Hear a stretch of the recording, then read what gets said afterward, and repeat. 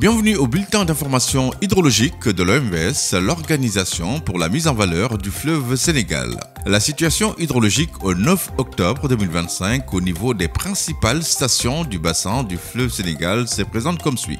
Pour les affluents Bafing à la station de Sokotoro dans le haut bassin en Guinée, le niveau de l'eau est à la cote 2,20 m à l'échelle, la tendance est à la hausse. À la station de Manantali, en amont du barrage au Mali, le niveau de l'eau dans la retenue est à la cote 208 m de IGN, la tendance est à la baisse. Pour l'affluent Bakoy à la station de Walia, le niveau de l'eau est à la cote 4,20 m à l'échelle, la tendance est à la baisse. Pour l'affluent Falémé, à la station de Gourbassi, le niveau de l'eau est à la cote 4,02 m à l'échelle, la tendance est à la baisse.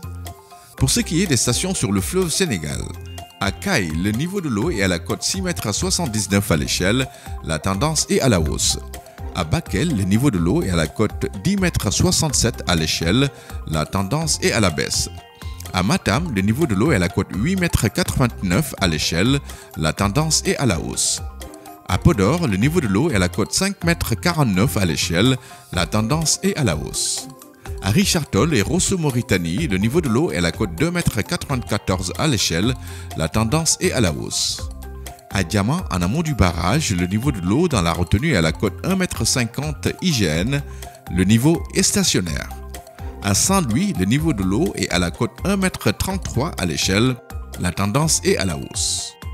En résumé, cette semaine, dans le haut bassin, une hausse des écoulements est observée sur les principaux affluents du Bafing, de la Falémé et du Bakoy. Ainsi, nous appelons les populations riveraines du fleuve Sénégal à rester vigilantes au passage de l'ordre de crue et à prendre toutes les dispositions nécessaires pour faire face à d'éventuels débordements du fleuve. À la semaine prochaine pour un nouveau bulletin.